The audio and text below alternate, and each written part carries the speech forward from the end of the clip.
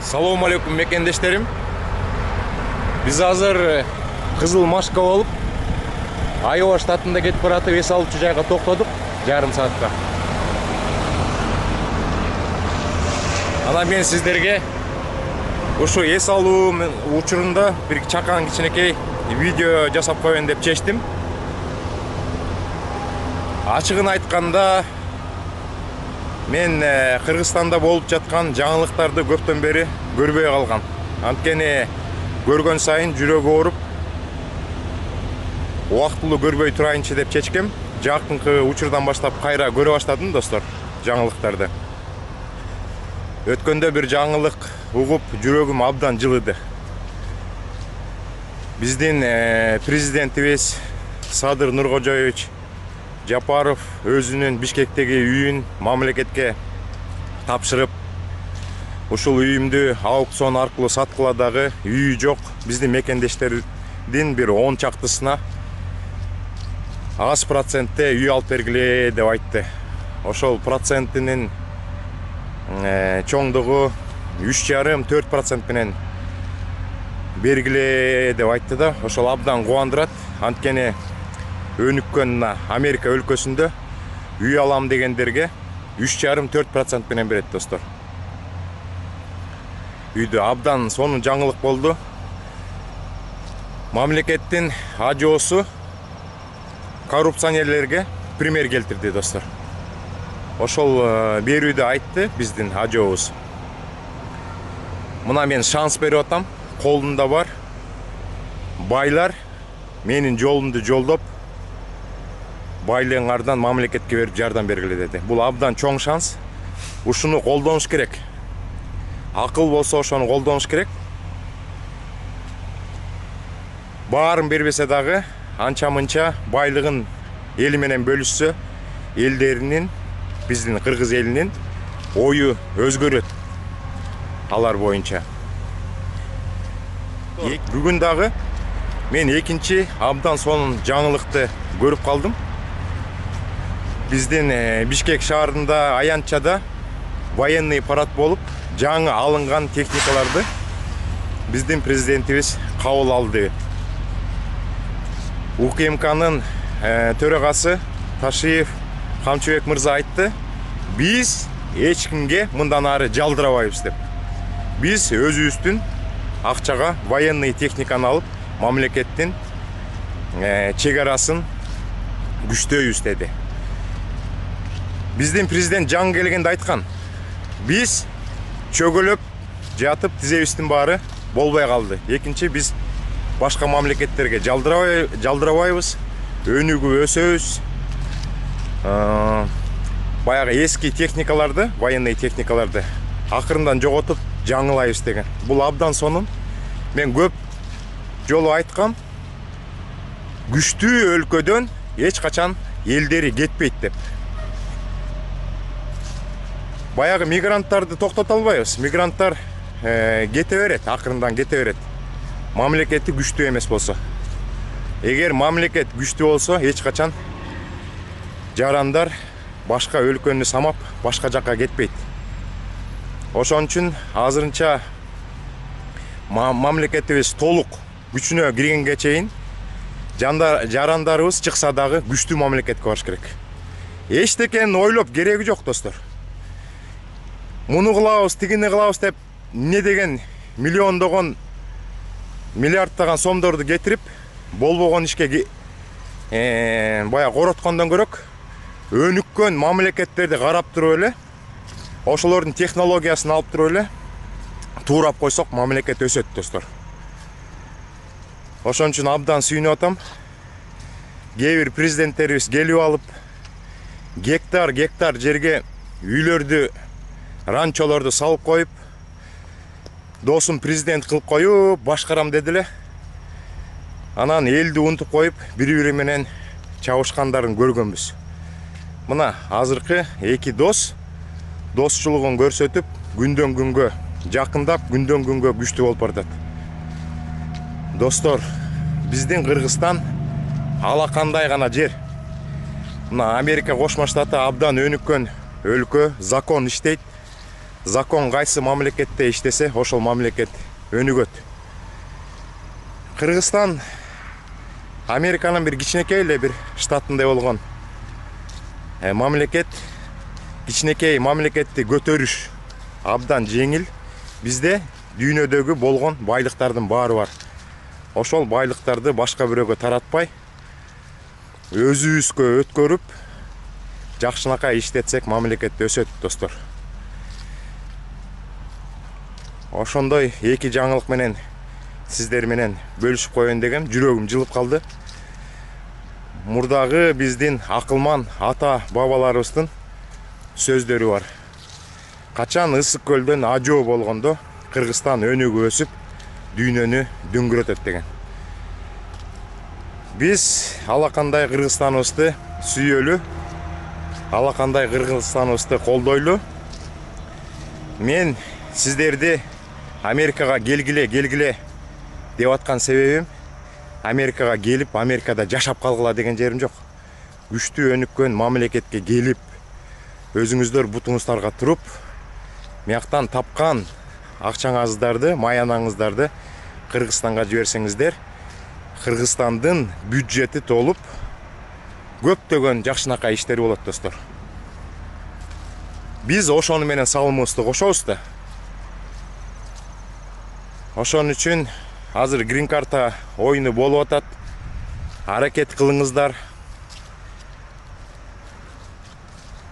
Россиядан канча жылдан бери алып бүттүк. Такыр жарабай калган техникасын мурдагы президенттер жалдырап барып, тизелеп барып алып келишчү. Алып келгенден кийин да аны жөн койбой, Кыргызстанга келген эски техникаларды дагы саткан фактылар бар, достор.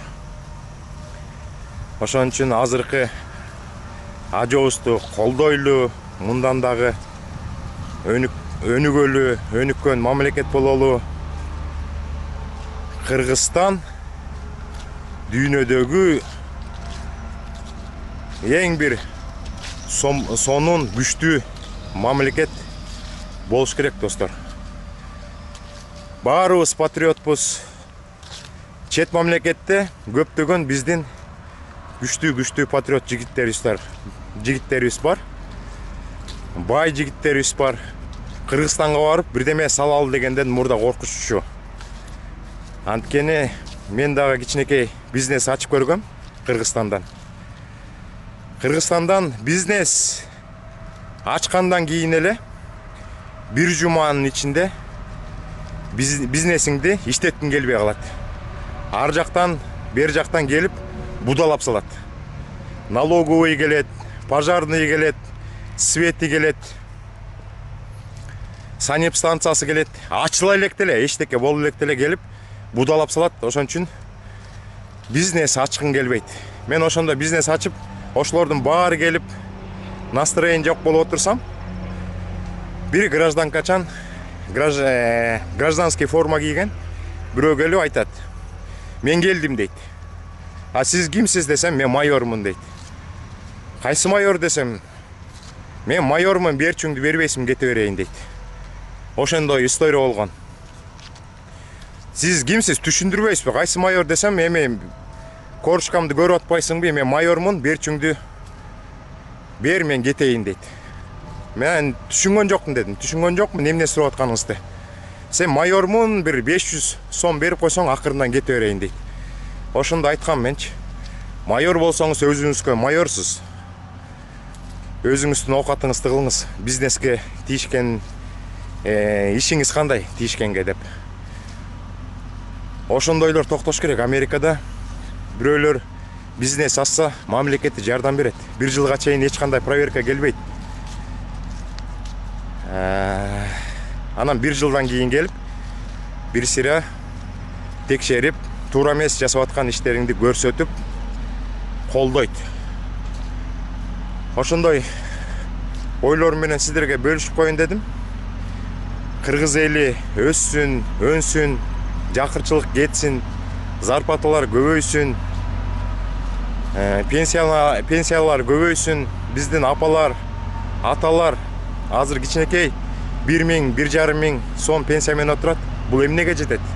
Ошол пенсияга bir 5 литр май, анан 30 жумуртка келет экен.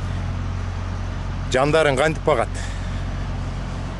Неберелерине бирдеме шоколад алып берейин десе дагы пенсиясы жетпейт атпайбы, достор. Ошон үчүн мугалимдердин, врачтардын, военныйлардын зарплаталарын көбөйткөнгө аракет кылыш керек. Биз алыста болсок дагы Кыргызстаныбызды жакшы көрөбүз, сүйөбүз. Баягы чет мамлекетте жүргөндө көп элдер сурайт деп мурда эле айткам. Ошондо сураганда мен Кыргызстандамын деп гордо айтканды биз да каалайбыз да. Мамлекеттин канчалык күчтүү болсо, жүрөгүңдө күчтүү болот, аларга мактанабыз. Эгер мамлекеттин баягы слабый болсо, айтып жатып жүрөгүң ооруйт да. Ошон үчүн акыркы жаңылыктарды угуп, жүрөк жылып, абдан жакшынакай сезим болуп атат. Достчулук ушундай болуш керек, достчулук. Мурдагы президенттердикиндей эмес, чабышып жатпаш керек, бири-бирин колдош керек. Азыркы биздин достор, президенттин досу, УКМКнын төрагасынын досу президент экөө достчулуктун эң туу чокусун көрсөтүп жатат. Ошентип катуу иштеп, тартипти катуу кылып, достор. Закон иштеген жерде мамлекет оңолот. Мен ушундай оюм бар, законду мурдагыдай ким түкүрсө 5 миң сом деп элине налог салбай, туура закондорду киргизиш керек. Менин оюм, спиртнойду ичип алып, рулга отурган кишилердин правасын өмүрүнүн аягына чейин алып салыш керек. Эч качан машина айдабагандай кылып. Анткени ошол рулда кызып отурган кишилер эмне деген биздин мекендештердин өмүрүн алып коюп атат. Ошондой катуу тартип киргизип койсо, Кытайда кандай закон? Баарыбыз билебиз да. Жыл сайын коррупция менен займатса эткен мамлекеттин чөнтөгүнө кол салган кишилерди атууга кетирип турат, достор. Аткандан кийин ошол окту дагы мамлекет аяп, үй бүлөсүнө счет жиберет. Анан ошол атылган кишинин үй бүлөсү төлөйт расходту, ошол окту. Эми анчалыкка барбаса дагы коррупционерлерди кармап туруп, анча-мынча күчтүү закондорду киргизип, Кытайдын жеңил закондорун алып, бирден манжаларын кесип турса эле коррупция деген токтойт, достор. Закон күчтүү кылыш керек. Мен азыркы биздин президентке өмүр тилейм. Мен өткөндө бир видеодо айткам, өмүрүмдө бир жолу түптө иштеп атканда телекомго директор болуп, ошондо Садыр Нуркожоевичке кезигиптирмин деп. Ошондо кол алышкам бир жолу. Ошондо эле байкагам бул кыргыздын чыган уулу экенин. Ошондой, достор. Президентибизге ак жол, баарыбызга аманчылык. Америкага келиңиздер. Мен мурда эле айтчумун, дагы айтам, өнүккөн мамлекетке баралы. Америкада жүрсөңүздөр, ушундай кенен басасыздар, мояктазы полицейский кетип баратса, салам алейкум деп учурашып коебуз, коркпой. Россияга окшоп милицияны көргөндө эки көчөдөн качпайбыз, достор. Аяктан алыстан көрсө да кубалап жетип, биздин мекендештерди камап, чөнтөгүндөгү акыркы нанга деген акчасын тартып алып, кордук көрсөтүшөт. Ошон үчүн өнүккөн мамлекеттер менен жакын бололу, өнүккөн мамлекеттерден пример алалы дагы Кыргызстаныбызды оңдоп гүлдөтөлү, достор. Баарыңыздарга чоң салам. Мен жакында үйгө барганда Америкадагы Кыргызстандын элчилигине барам. Өзүмдүн жумуштарым бар. Ошондо элчиликти сыртынан, ичинен тартканга да аракет кылам, эгер уруксат беришсе. Анан ошо Вашингтон ДСдин көрүлбөй калган жерлерин көргөзүп, жакшынакай жерлерин дрон учуруп жакшынакай видео жасайбыз достор. Баарыңыздарга аманчылык. Мен да убактым бүтүп калды. Жолго чыгайын. Көрүшкөнчө сак саламатта болуңуздар достор.